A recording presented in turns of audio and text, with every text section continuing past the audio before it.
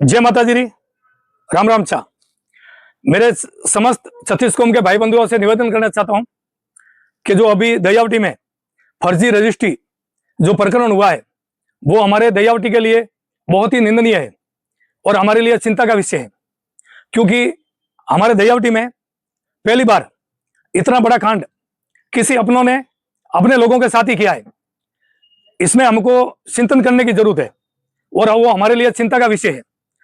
तो मैं सब छत्तीस कौम के भाई बंधुओं से निवेदन करना चाहता हूं कि आप सभी मिलकर इस प्रकरण में सहभागी बने और जो जिसके साथ धोखा हुआ है वो परिवार अपने चोरों का, उस परिवार की मदद करें और हम सब मिलकर उनका सहयोग करेंगे तो ही यह संभव है और दोषियों को सजा दी जाएगी।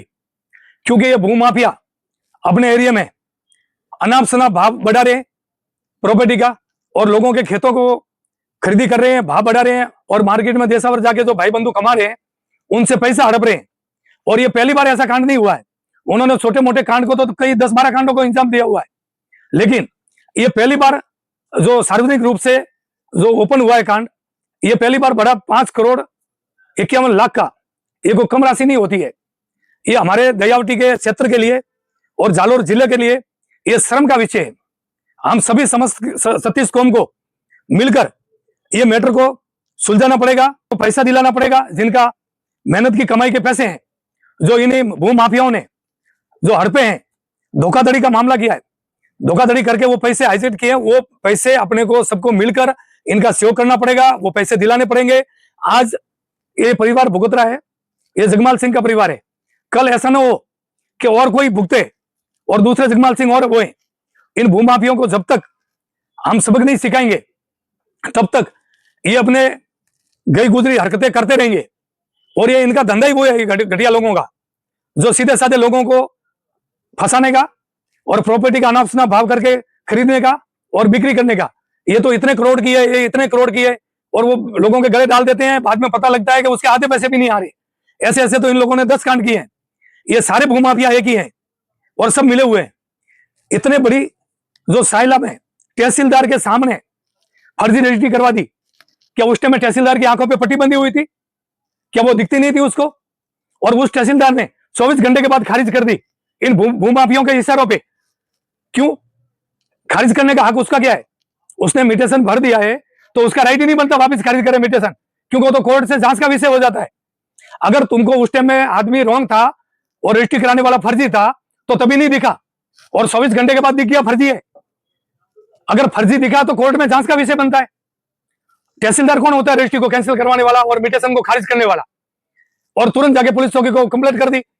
ये सारा षड्यंत्र है, इन भूमाफियों के इशारों पे चलता है और इसमें बड़े बड़े लोग, राजनेता लोग भी मिले हुए हैं, राजनेताओं के चमचे भी मिले हुए हैं और बड़े बड़े पूंजीपति हैं जो अपने एरिया के, वो भी मिले हुए हैं।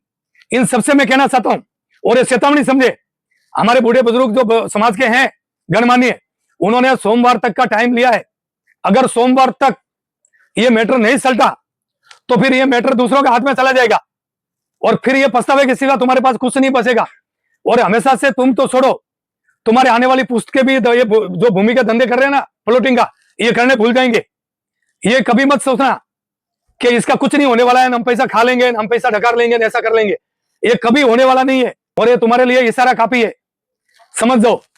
और उस आदमी के जिसके पैसे हैं जगमाल सिंह जी के, उसके घर पे अपने ब्याज के साथ वापिस पहुंचा दो इज्जत से। और ये सोमवार का तक का टाइम है, उसमें सोच लो, समझ लो, क्योंकि फिर पैसे खाने वाले खुश नहीं रहेंगे, ये इतने में समझ जाओ, ठीक है? इनके पैसे पहुंचा दो अपने अपने घर सीधे। और जो जिस ये भूमाफियाओं ने, घटिया लोगों ने जो पैसे इकट्ठे किए ना अलग अलग जगह पे बांट, अपना बोलते हैं ना बंदर बांट किया है ना, वो बंदर बांट को इकट्ठा करके जिनके हैं उनके घर पे पहुंचा दो। जब उनको फर्जी रजिस्ट्री करवाने में इतना बड़ा कांड किया है और पुलिस चुप बैठी है, प्रशासन पूरा चुप बैठा है, तो ये क्या कहां तक षड्यंत्र होगा? इसमें बड़े बड़े लोग भी नहीं बोले और नेतागिरी पेतागिरी सब चली जाएगी। जब पब्लिक छत्तीस कौम एक जाजम पे आ जाएगी ना तो अच्छे अच्छे नेताओं की हवा टाइट हो जाती है। वो ध्यान रखना, ये सोमवार तक का लास्ट टाइम है। वो प्रशासन को, शासन को, सबको कहना चाहते हैं कि उनको अरेस्ट करें, पैसे हैं उनके घर पहुंचाए। बेचारों ने कितना दुखी तो परेशान होकर पैसे कमाए जाते हैं। पता है आपको पैसे क्या फोकट में आते हैं? 5-5 करोड़ रुपए ऐसे हड़प लेंगे वो 5,51,00,000 कम नहीं होते हैं। ये समस्त पूरी दयावटी की 36 कौम की आवाज है, पूरी 36 कौम की।